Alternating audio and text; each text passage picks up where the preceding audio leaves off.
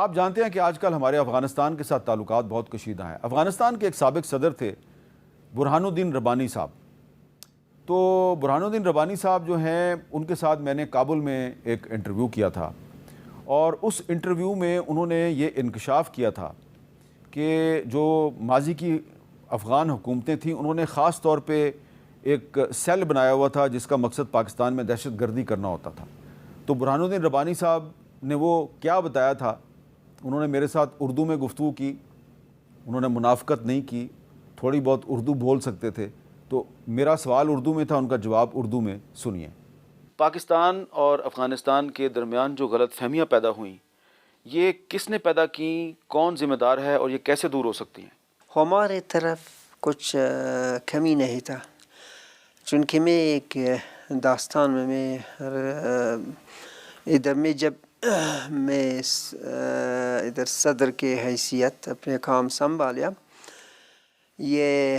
امنیتی ملی ایک اس زمانہ میں، اس سے پہلے خات کے نام انٹیلیجنس، ان کو رپورٹ کے جب ہر ریاست میں اپنی رپورٹ کے مشکل دیا، ایک ریاست جب مجھ کے ساتھ آئی تھی، میں اس کے پوچھا کہ تمہارے کام کیا ہے، وہ بتایا کہ میرا کام یہ ہے کہ میں قبائلی منطقہ میں پاکستان کے خلاف میں کام کروں گا، اس کو غلبل کرنا چاہتا تھا۔ اس کے میں فوری بتایا کہ یہ تمہارے ریاست ابھی ختم ہے، کیونکہ ہمارے و پاکستان کے درمیان ابھی اس زمانے میں دوستی ہے، ایک مسئلہ یہ پرانی مسئلہ تھا، تمہاری ریاست بالکل ختم ہے، میں ان کو ختم کیا۔ اس سے میرا نقطہ نظر یہ تھا کہ چون پاکستان لوگ، پاکستان گورنمنٹ جہاد کے دوران، ہجرت کے دوران میں ہمارے ساتھ میں بہت مدد کیا، اس لیے دونوں کی اسلامی ملک ہے، ہمارے ایک ہمسایہ ہے، یہ ہمارے نیت میں دوستی اور برادری کے اور تعاون کے سوا کچھ اور بات نہیں تھا۔ مجھ کو بالکل یہ پتہ نہیں تھا کہ کس کی طرف یہ مسئلہ تھا کہ غلط فہمیاں پیدا ہوا۔ اسی طرح اب تو افغانستان پہ طالبان کی حکومت ہے، تو جب افغانستان پہ طالبان کی حکومت نہیں تھی اور یہ طالبان جو ہیں یہ امریکی فوج کے خلاف مزاحمت کر رہے تھے، تو ہم افغانستان جا کے تو ان طالبان کے ساتھ بھی گفتگو کیا کرتے تھے۔ تو یہ ایک بہت پرانا پروگرام ہے، اور اس میں طالبان کے کمانڈر تھے انس شریف صاحب۔ غزنی میں سلطان محمود غزنوی کے مزار کے قریب میں نے ان سے گفتگو کی تھی، ذرا سنیے۔ آپ یہ بتائیں کہ یہ جو آپ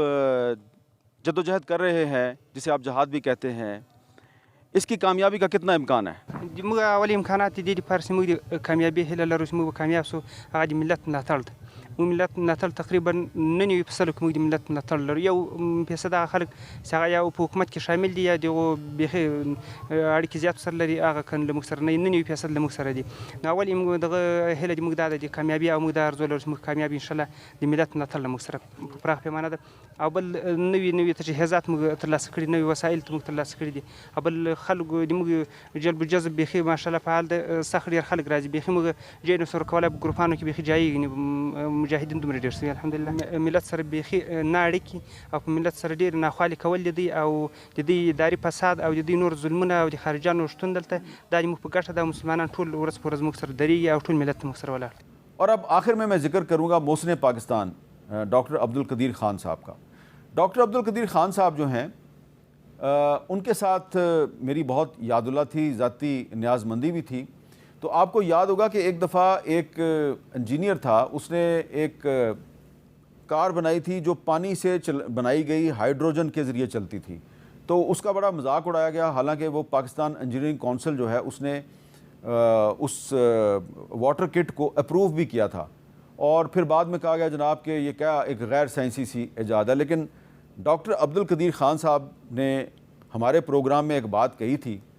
اور انہوں نے جو بات کہی تھی وہ اب دنیا میں صحیح ثابت ہو رہی ہے۔ اب جاپان سمیت دنیا کے بہت سے ممالک میں پانی سے ہائیڈروجن گیس بنائی جاتی ہے، اور اس ہائیڈروجن گیس سے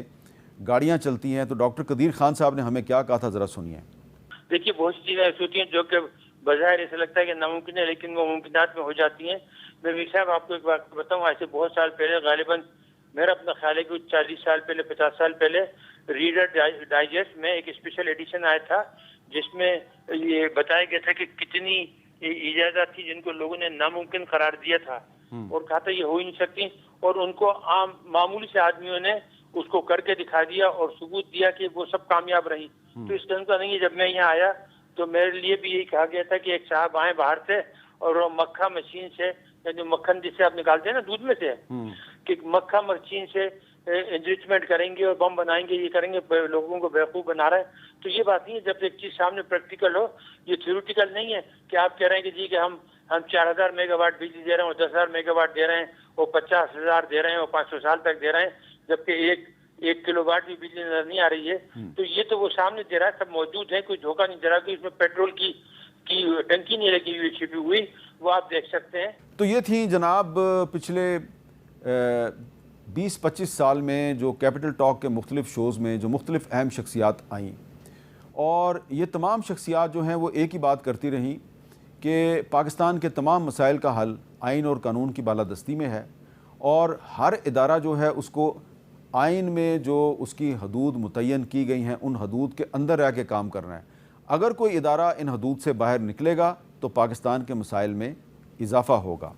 تو یہ جو آج کا ہمارا پروگرام ہے، اس میں ہم نے کچھ جو شخصیات اب اس دنیا میں نہیں رہیں